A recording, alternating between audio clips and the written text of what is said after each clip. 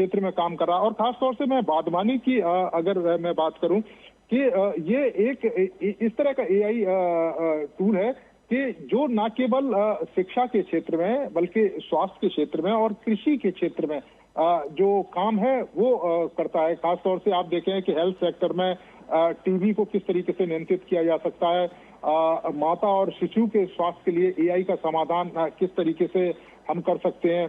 और खासतौर से अगर हम कृषि की बात करें तो कृषि में कपास है उसके कीट प्रबंधन का किस तरीके से प्रयोग किया जा सकता है।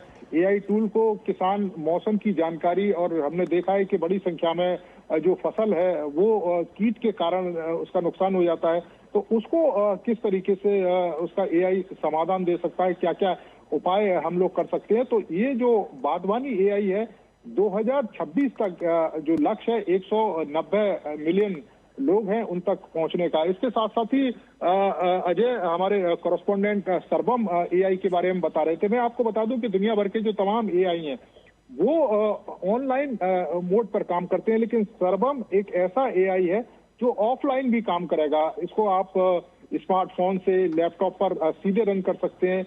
क्लाउड सर्वर या इंटरनेट कनेक्शन की जरूरत नहीं होती। और एआई जो सरबम है इसका जो मकसद है वो एआई को और ज्यादा तेज और ज्यादा जो प्राइवेसी है और रोजमर्रा की जो तमाम डिवाइस हैं उसमें इस्तेमाल करने जो लायक है वो बनाता है। तो अपने आप में कह सकते हैं कि दूसरे एआई सॉल्यूशन से एक अलग तरह का सॉल्यूशन जो सरबम है वो पेश करता है।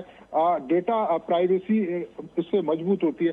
तो ये तमाम तरह के जो उपाय हैं वो यहाँ पर इस समय हमने देखा है कि 600 के करीब जो स्टार्टअप है, एंटरप्रेन्योर्स हैं वो यहाँ पर पहुंचे हैं। उन्होंने अपनी जो एग्जीबिशन है वो लगाई है। और भारत आप देखें कि एआई के क्षेत्र में किस